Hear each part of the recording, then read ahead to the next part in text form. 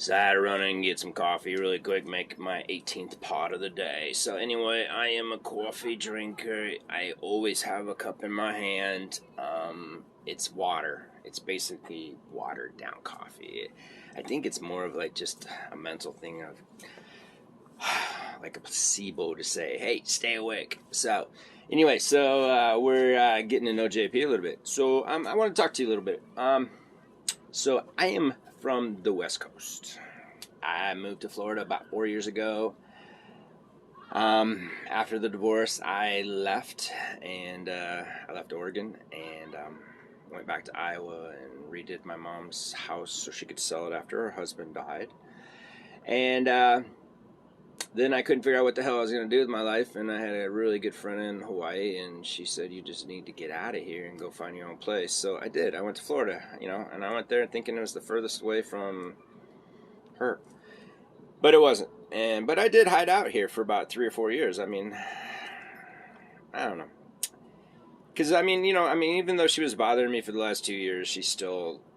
I didn't know it was her, so she really wasn't on my mind, and I really didn't give a shit. I don't give a shit. So anyway, what I'm saying is that I've been here for a while. So anyway, that's the whole thing of getting to Florida, okay? So I've been here for a little bit, and I go to the beach. I went to the beaches a couple times, and I popped around a lot of cities in Florida, and I'm just not finding that happy place, and I'm giving it its space, but I did move away from like Orlando out to more of the country to a newer area, and the people here are younger and they take care of themselves. The one thing I found in Florida is just there's like fast food on every corner. People here are severely overweight, and they're all white. It's like they never go outside. Anyway, and speaking of white, so I'm gonna talk to y'all, and you know what? Hey, I might push some buttons and I might not. And basically what I am is I invite conversation. Okay. So the number one thing I noticed when I moved here and is racism and prejudice. And I would spend every summer in Virginia in the Glebe Mansion, this huge, I don't know, I had like probably 30 plus rooms, and I'd stay in there by myself during the summer, and it was the main selling place of all the land, and that's where I learned how to drive tractors and build houses, and that's how I self-taught myself, and that's where I kind of like grew up. I mean, I know that I grew up in Iowa, but I had one summer, the summer before I got Lyme disease when I was like 17, and my hair was getting longer, I was getting bigger, I was figuring out who JP was, and I had a fake ID from all the people the friends I was hanging out with, and they're all in their 20s. So I mean, they drugged me everywhere. I was not little JP, but I was the high school JP. And that summer, I opened up. I figured out the mental thing in my brain. I started playing a lot of volleyball, and I started finding that zone that you find like when you're in football, that zone, when you're looking at the quarterback and everything else just disappears and it's just a straight route. And playing volleyball that summer, I discovered my brain. And I discovered that I was a semi good looking guy. I dated a lot of girls that summer, and that's probably the first time in my life that I ever dated that many girls. Coco, you gotta wait.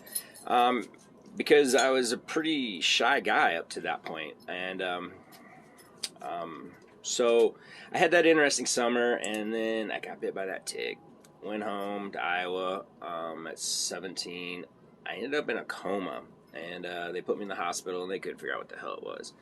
They still never did, and I mean, it was Lyme. I mean, it was obvious. They said I had encephalitis, meningitis, and some other thing, and I don't know. I don't even think, they were diagnosing me with MS at that point. I was like, what the fuck? Anyway, so that happened. I got really sick. I lost my memory. High school sucked after that because fucking, God, classroom was just, I hated it. So then I moved away. I didn't even go up on stage and get my diploma. I mean, I went and partied with my brother, Kurt, and my brother in arms. And bless you, brother. I know you're not here right now, but you are. That's when I just packed up and went west. I mean, I never liked Iowa. never was happy there, never fit in, never liked one part of the closed-mindedness, the just small, I mean, Cedar Rapids, Iowa is actually a huge town. It's Rockwell County. It's where all your cereal's made. I mean, it's a huge town. But it's just like, there's no progressive thinking. It's just people who are just, I guess they're happy just being who they are. But I wasn't. I mean, even as a kid on the lake, man, I had big dreams. I had big dreams. So, I took off for LA, and Sunset Strip, man. Whew. I had long hair, and I was looking pretty damn good. But see, the thing of it is I was really shy. And not really shy. It's just I didn't know who. I hate those damn deer flies. I had no clue how to work JP. I mean, shit. I mean, I was offered. I remember I had this agent, and oh man, it was a struggle. I mean, I did a couple movies, and I had a movie. It was a pretty big one with Kevin Costner. It wasn't a huge role, but it was enough to break me out. And my agent was in love with me, and he was infatuated. And I met the producer of the new movie on the second reading, and then I left. And he was really cool. I mean, God, he spent a lot of time with me. I left. And I didn't hear anything back from my agent, so I just kind of blew it off, Said, hey, I didn't get the role. Cool. So I was at a party about, I think it was like 5 months later, and I ran into that freaking producer. And he was really angry at me. And I was like, what? He said, why didn't you come back for your third callback? And I was like, I didn't know I had a third callback. So, Coco, don't, please. I'm talking right now. Thank you. So he had a crush on me, that producer, so my agent found out, and my agent didn't give me the callback. So that was basically the last job that I auditioned for. That's when I just said, maybe I'm not cut out for this. I don't know. I mean, I got offered $50,000 to do a nude layout, and I mean, at 21 years old, that's a lot of fucking money. And my agent begged me to turn it down, so I did. I mean, thinking back on it, I wasn't gonna go anywhere with my modeling and acting. God damn you, little bastard. So I probably should have done it. It would have been awesome to compare it to now if I do decide to do a nude now. I mean, it would have been really cool because I was such a young little kid. I don't even think I had hair on my balls yet. Anyway, so, and now guys have to shave their balls. It's like, you know what? When we were in high school, all we wanted to do was have hair on our balls and be this big-ass man. And then now our fucking girlfriends are saying, shave it all off. Okay. Well, 2 days after it grows back, ladies, that hurts like hell. So it's a pretty much full-time job. And I know you're going to bitch about your legs. You got to do your legs. But I'd rather cut my knee than, yeah. Anyway. We can skip that one. I just always found that fascinating that we were grown up and we have all these things that we have to be a man. And I remember I was so embarrassed because I was a late grower. I didn't even blossom until my 20s. I mean, in my 20s, I put on like 30 pounds, just like that. So I didn't even have my hair. I mean, honestly, I didn't even have hair on my balls until my 20s. I don't know if it was the Lyme disease that slowed me down. I mean, obviously it attacked my thyroid and my hormones and stuff, but whatever. But I was always self-conscious, and also being in LA, I mean, there's a lot of gay people in LA, a lot of Jewish people, a lot of people from New York, a lot of mixed people. But I mean, Hollywood itself is pretty much controlled by white, but the gay part of LA is huge. I mean, it's overwhelming. Coco, just relax. We will go. And I mean, honestly, I'm telling you, man, I'm not holding nothing back anymore, folks. I was raped. I mean, I would have to literally probably count it in my mind, but it was at least 4 times by a male. I lost my male-female sexuality to my babysitter, who was probably about 14 years to my senior. I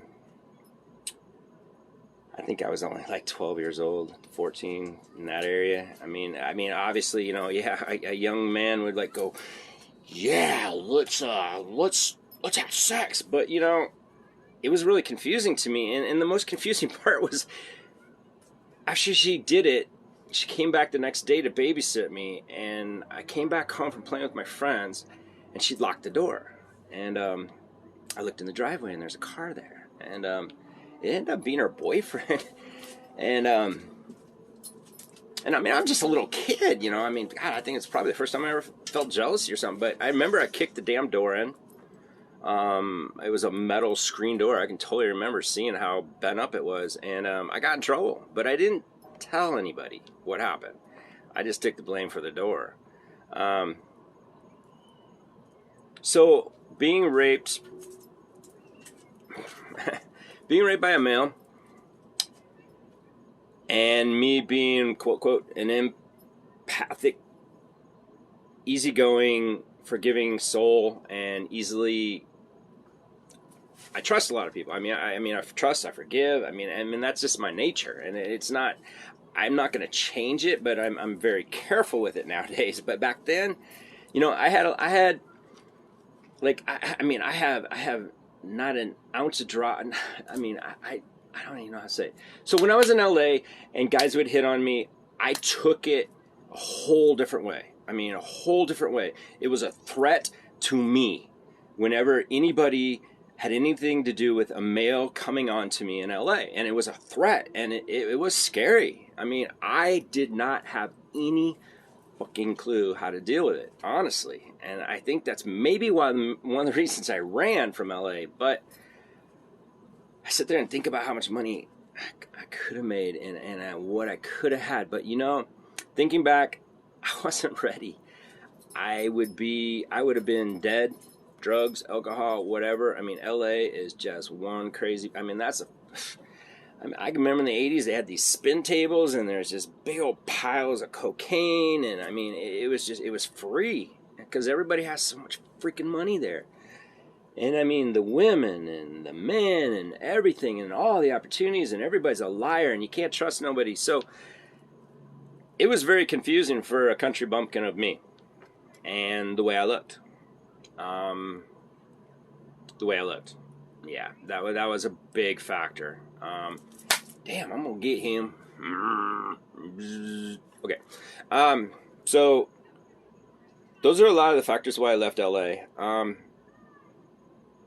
I mean, I don't regret any part of my life. I believe that every part of my life got me to where I am, and it's taught me, and this is my journey, this is what I'm supposed to do. I mean, I would trade a few things, like all of us would. But, Coco, relax. I gotta do this one. Anyway, so with that said, LA was very confusing to me. And, in a way, I'm really happy that I didn't make it back then. Because I had a lot of life experience to learn. And I had a really big heart, and I had to find that heart on what I could do with it. I mean, granted, I would say the biggest factor in my whole life is me, for one. And you know, after I lost Kurt, you know, my bro overseas, I dove into the bottle. I didn't know where else to go. I don't deal with death. I just don't deal with it. It happens and I move on, and I don't deal with it up here. It just doesn't affect me that way. But his death got me. I mean, he's basically the only freaking male I ever trusted in my whole life. So, even though, I mean, we would fight, man, we would fight. I mean, we were buds. I mean, I threw him through a plate glass window, and I mean, he stabbed me one time. I won't say that too lightly, but anyway, I mean, that's just the way we were. I mean, and then 20 minutes later, we'd get up off the ground and be right back to doing what we do. But I mean, you know, our Friday night, I mean, right now, I mean, him and I had already loaded up the guns. We're out in the country setting up the bonfire, and we're hunting, or we're shooting, or everybody's coming to be with us, you know, because we were the cool dudes, I guess. I don't know. I never thought I was popular, but everybody said I was. But In my mind, hell no. I was scared shitless. I hated walking down the high schools. I hated it. You know what? You know what the biggest thing I hated is because I was a teenager and I kept getting these goddamn hard-ons and my books weren't big enough. I hate walking down the hallway going like this, you know? But, you know, shit, there's a lot of good-looking ladies in high school. I think I had a crush every freaking day on a different woman. You know? A different hard-on for a different woman. Haha. Hey, this is R-rated. Anyway. So, high school was just fucking uncomfortable. I couldn't wait to get the hell out of there. I hated it. I hated every fucking second of it. Only thing I liked was football practice and going to the gym. That was it. I didn't even... I don't know. The girls were boring. I don't know. Anyway, so we'll get back to the subject. So I moved to California. Anyway, racism here. Huge. Bothers me. Very, very, very, very, very, very, very much. I have to keep my mouth shut a lot. And, but I also have an appreciation for music. And I know that there's a lot of music here. And a lot of music here that is, I don't know if you want to call it, just, I don't know. Hardcore metal has a different reputation than, you know. And, I mean, I don't even want to go there. But let's just, like, look, I want to put together Democrat, Republican. I want to put together black and a white. I want to bring people on my show to have controversy, but to be humans about it and talk about it and say, hey, this is my opinion. This is how I feel. I don't need to go out there and hide behind somebody else and get my opinion out there. So that's what I'm trying to create here. And you can see what I'm doing. I mean, I'm actually, like I said, I didn't take this whole process as something I planned. It just became a narcissistic mission. And in the end result, I'm really thinking people are seeing some shit here. I'm reading amazing stuff, like I've said 1,000 million times. So the South is a different creature to me. Food. The food sucks here. Don't come to Florida for the food. Anyway, I really miss good pizza. I really miss any kind of good food. I miss freaking Mexican, real Mexican.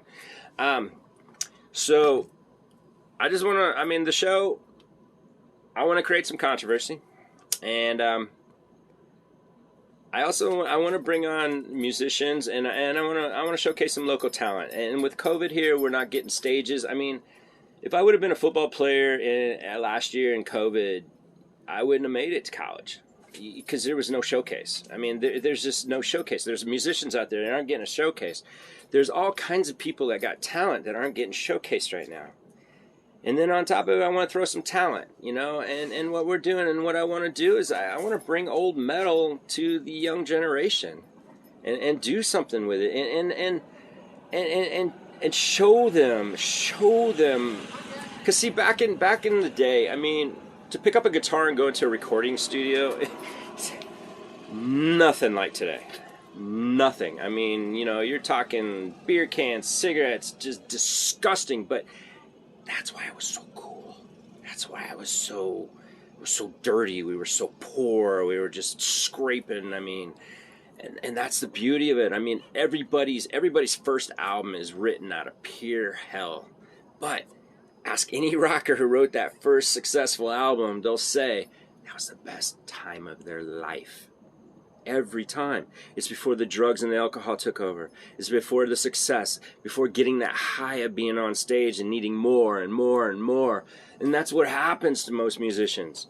But they will never forget that first album and playing those bars and being in a van with 15 different stinky ass freaking guys going to a show, getting paid nothing, and nobody there, and they're not even turning their heads. But that's the beauty of it. And then you got so much pain, and then you're just sitting there, and then all of a sudden you just out of nowhere, you just get this lyric, or you just get this line, or you just get this one note, and it's done. It's like boom. You know, somebody just knocks you in the head and says, hey, this is your next hit.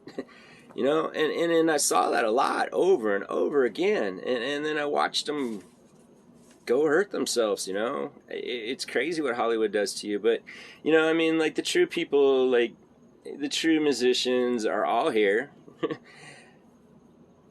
That love their craft first, and I'm not saying the people who took their lives and died to alcohol and all that. Everything's got a disease. Every aspect of our human brain has a way to destroy us. So, I mean, God, Jamie Lane. I mean, I mean, we lost so many people. Vetter. I mean, God. I mean, Scott Weiland. I mean, Prince. Fuck.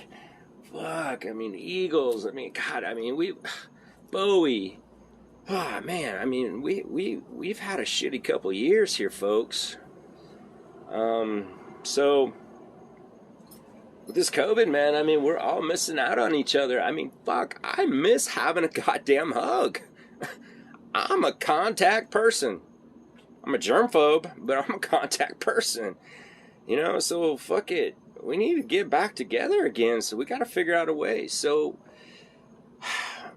I got some ideas with this show to showcase people in the local towns that we travel to, and it'd be a caravan of musicians, and kind of got something up our sleeve. So kind of throwing it out there because I kind of want to get to know everybody. I mean, hell, you know what? I could just drop off the face of the earth and just take pictures and put them on Only Me. Am I saying Only Me or Only You? I don't remember. I don't know which one. I'll have to look that up. I'm kind of stupid that way, folks. But anyway, let's I mean, I could drop off the face of the earth, just put my pictures up there and be okay, I guess, huh? And just go live in the islands. But you know what? I got a higher purpose too. So can I do both? I really like to help people. So, and I like the human freaking brain. I mean, people are freaking amazing when you turn all the attention off of your own ego and you open your ears. People say some amazing shit. It's because we're so busy in our brains, we don't hear it, you know? So, I just really wanted to create this talk show, comedy, old comedy, you know, like the old Cher and the old Benny and just the old stupid shit, but it was fun. It was simple. It was easy. It was easy to laugh. You didn't have to think. I mean, you just smoked a joint and just laughed your ass off. So, that's it, folks. I just want to get through this, and I got a lot to do. I mean, I've got an apartment complex. It's in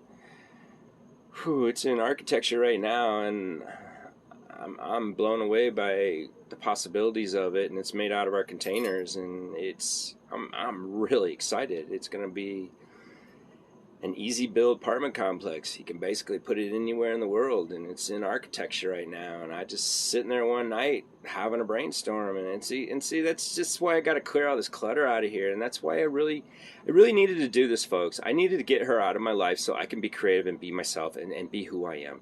I had to do this. I had no choice. There was no choice here. I'd run every avenue there was. Okay.